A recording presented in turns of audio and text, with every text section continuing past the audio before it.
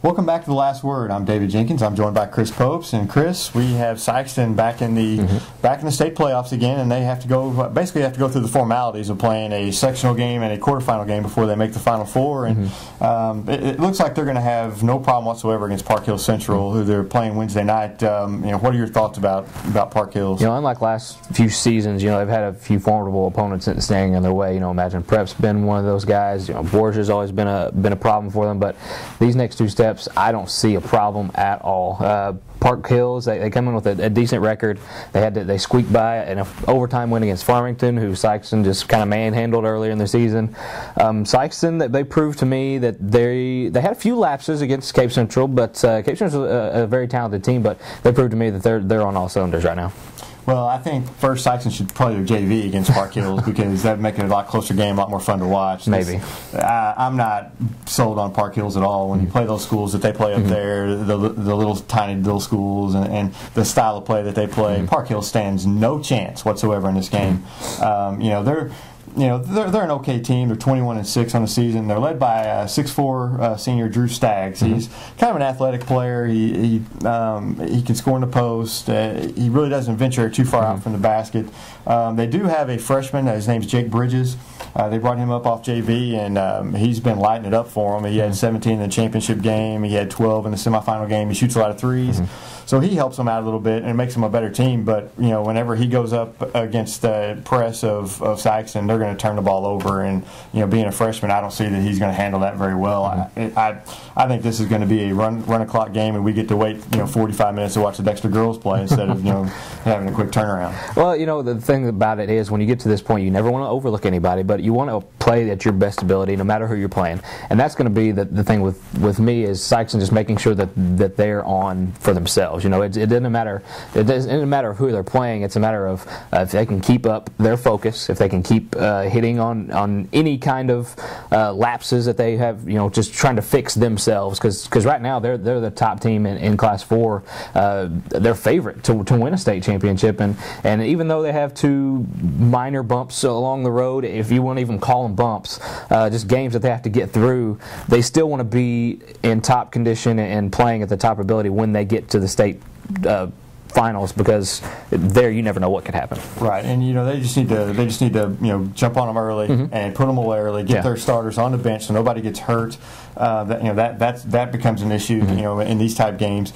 And another issue you have to look at too is the officiating. The officiating could keep it closer. They tend to call things a little bit tighter up there than they do in Southeast Missouri, and so it'll be good for Sikeston to face that against an opponent that they should win handily against, and to kind of get used to that tighter officiating that they're going to see in the quarterfinal and then in the Final Four. It's definitely Sikeston's a loser, so we'll see what. No problems as far as the next game for them goes. But after that game will be the Dexter Lady Bearcats facing North County, who comes in with a record of 21-6. That would be a game at 7:45 directly after Sikeston's blowout win. And like you said, we might have to wait a little bit longer to watch them play. Right. A little bit of a wait because if there was a running clock, the game will have to start at 7:45. So Dexter fans, be patient and just wait till 7:45 for your blowout to start. Jenks, Lady Bearcats, no problem here, I don't think. North County was a 3 seed in their district, and they squeaked out a win against Farm. Actually, they didn't squeak it out; they beat them pretty easily, 45-34. And again, I don't think Dexter's going to have any problem with them, even without Allison Gerald, who's Dexter's top 3-point shooter. They really missed her against Notre Dame to kind of free up the defense. They kind of clogged inside, and Notre Dame didn't allow Brittany Harris to get the ball for Dexter. But I don't think North County is going to pose much of a threat here. Dexter's really whipped some teams from up there, and they're primed and ready to go. Notre Dame's going to be a lot tougher than what North County was. Again, you have to look at the tighter officiating and stuff that Dexter. Dexter plays a real physical type of defense, but I think they're a lot deeper than they've been in the past. North County comes in. They're led by a freshman. She averages about 19 a game. I don't see her handling the Dexter defense very well, and they've only got one other girl to note named Courtney Kikic, or I think that's how you say it. I don't know. I feel like I'm hawking something up or something, but she's kind of a slasher type player. Averages double figures for them, and that's about all the threats they pose. I think Dexter will be able to lock them down. It's very similar to the Dexter girls and the Sikeston boys at how much their defense just predicates on what they do offensively. And if they're going defensively, then there's pretty much no stopping them. But I think the Notre Dame game kind of exposed a little bit as far as what Dexter was. Obviously, they were without Allison Jarrow, and Molly Whitehead kind of took a shiner to the lip and kind of knocked her out a little bit. But they play a lot of young players if they have to. But kind of exposed a little bit of. If you can lock down Brittany, you can kind of pose some problems because, like you said, it just kind of shrinks their offense a little bit. Right. But Paige Patterson has to step up. Yeah. She's another post player that they have, and when you have both of them on the floor at the same time, she's got to step up and kind of assert herself more offensively. And I think I'm sure they're going to work on that. I'm sure that they saw that they had some issues there getting the ball in the post. I'm sure they're going to work on that a little bit. And they're going to be ready to go. They're primed for this run. Now once they get to the state semifinals and they have nationally ranked Incarnate Word, that could be a little bit different story. Yeah. But I think they breeze all the way to the. I think they breeze to the Final Four also. It's the same with Sikeston too. The Dexter girls, they need to be playing to the best of their ability, and you never want to overlook anybody, like I said. And you don't want to take anybody for granted and slack off in these type of games because it's so important to get at them early, to get a good start, and just build that confidence. It's different when you go out and you blow out teams in the first half, and you kind of can play some subs and just give you some rest. Some rest is very important in these kind of playoff runs, and to get out early and get a good solid win against these two teams coming up will be good for them. Right. I think. Get healthy and just like you said, just be clicking. It's kind of a practice. It's more or less like a practice for both Sikeston and Dexter. And for those of you who can't make it up to Park Hills, the games are actually going to be on TV on CMOSportsZone.com or WhiteCTV.com. I'm actually going to be helping do the Sikeston game.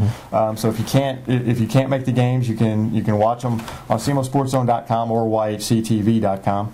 And also we'll have highlights from the Sikeston game on our website done by Charlie Ziegenhorn, who's our cameraman. He does a great job with that, and he will be his highlights will be on our website the next day. And so check those out if you can't make it. It's some good stuff. Also, if you're not able to make it or just want to follow along, we do Twitter updates. I try to do as much as I can when covering games, but we'll try to let you know what's going on as far as in the Twitter world if you can't make it. But it's at SD_sports if you want to follow along. Again, the Sikeston game is at 6 o'clock. The Dexter game will be followed right after at 7:45 at Menor Area College in Park Hills.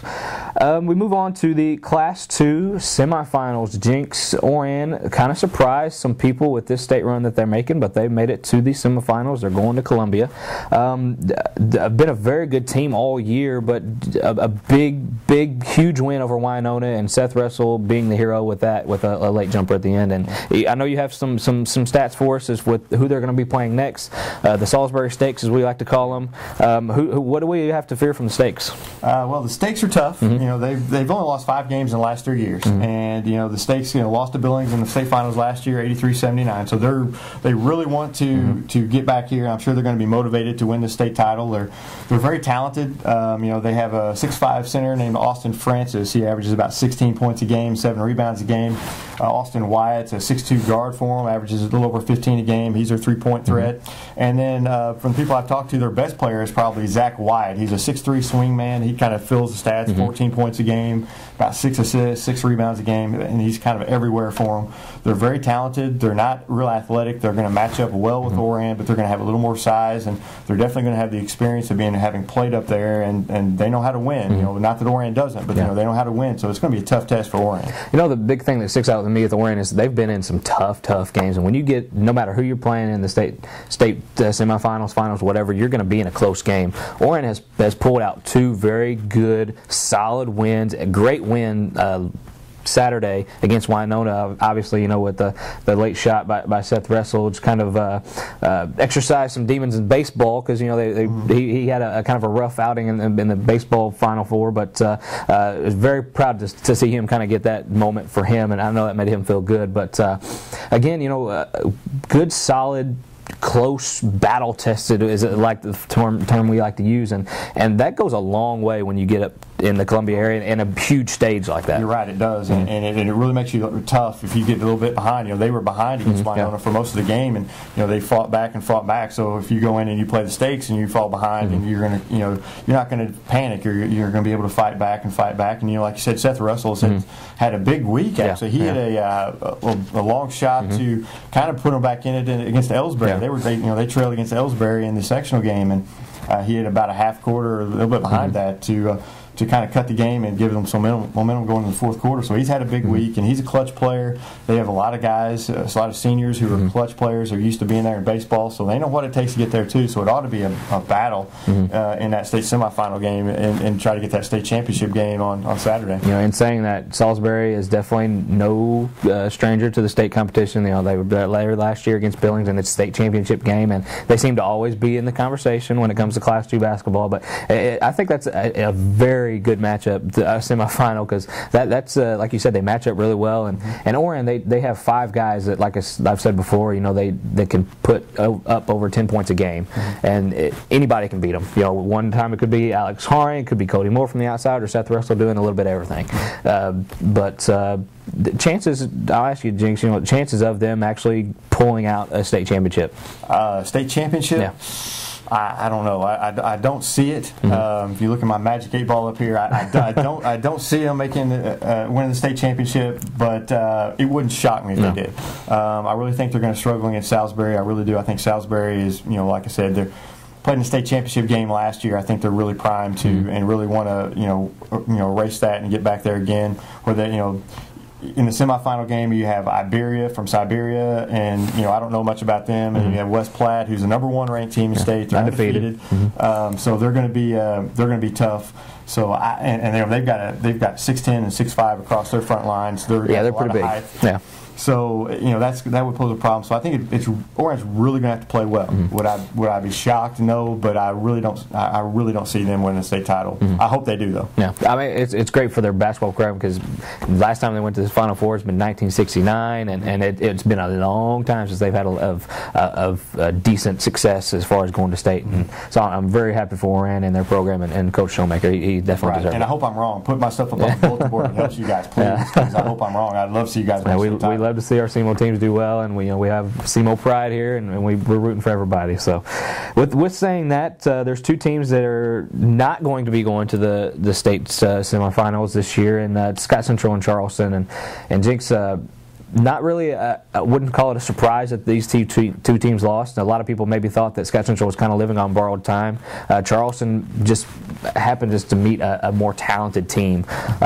Talk about their years and their losses in the semifinals to 2 very good teams. Well, first off, I'm shocked Scott Central lost. I've been with them all year, and you let me down, guys. You let me down. I thought I was going to get you to the Final Four, but Eminence is a very good team, and they had some height inside that really caused them some problems. But they had a great year. For them to be as down as they were at times. We had a show earlier in the year where we talked about how down they were, and they were around 500. But them to put together the district run that they did, I think it was really good to see. And just to prove that you don't have to have the Otto Porters to win the district title, and to let them know that Scott Central's still around. As for Charleston, they just ran into a tough team. At Madison, a lot of those guys played on the Imagine team last year, which knocked out Sikeston. So we knew they were in for a tough test, and they battled them to the end. That was a terrific game, and Trey Watkins really stepped up for Charleston and played well. But Madison just a little too talented there at the end. The thing with the Madison team that you mentioned, the Imagine players, that Kevin Baker was one of the guys that was on Imagine. I'm sure Sikeston fans know him, and Martavian Payne, who is actually going to SEMO. I'm actually kind of excited for him to come. He's a heck of a player, and he is very fun to watch. But the thing about the Charleston, like you said, they ran into a better team, I think, and Scott Central, they definitely ran into a very good team. Now, I think this is. I don't know if this might be their year, Eminence. It's one of their first. This is actually their first time in school history of going to the Show Me Showdown. But Scott Central, they bowed out. They didn't quit. They like a lot of people thought they would. They put out 2 good wins against Leopold and Risco. There's nothing to hang their head about here. I know they wanted to go back for a 6th time. A lot of people don't remember their 3rd place finish, but it'd been the 6th time that they went to Columbia, and that's 4 straight championships. There's show me another school that can do that, and you got something. Oh yeah, it's a very impressive run for Scott Central that's over, and Eminence. They have Drexel now, I believe, and good luck with that. Drexel's tough. If they don't win the state championship, you can take my house. Drexel's tough. Good luck with that. So, but you hate to see Scott Central season end, especially me after I've been on their bandwagon all year. But at the same time, they have nothing to hang their heads about. They really showed that they could come together and play as a team and play well when it mattered, and they did. and same for Charleston. They had a terrific season. That could have been your state championship game on Saturday, because I would be hard pressed to find two better teams in Class 3. That's left. So I think it's both teams just had a great year, just kind of ran into better teams on Saturday. Yeah. Well, we have some that has some success, some that's going home, and it should be a pretty interesting weekend for everybody. And make sure to check out the Sikeston game on Wednesday. We'll see our own David Jenkins broadcasting that live on SEMO Sports Zone. Is that correct? NYCTV.com, as well as our Twitter updates and our video updates and highlights from our man Charlie. So a lot of coverage from our teams, and we'll be covering the Oran semifinal on Thursday, and as well as the Dexter girls and everybody else. So that'll do it for our show. No questions today. I'm kind of disappointed in you guys. We like to see our questions. We didn't have any this weekend, but we'll just see what goes on for the rest of the week. And for us, we will be back on Wednesday, and we'll just talk about Sikeston going state, I'm sure, back then, and see what Oran does. For David Jenkins, I'm Chris Pobst. That is the last word. Thanks for watching.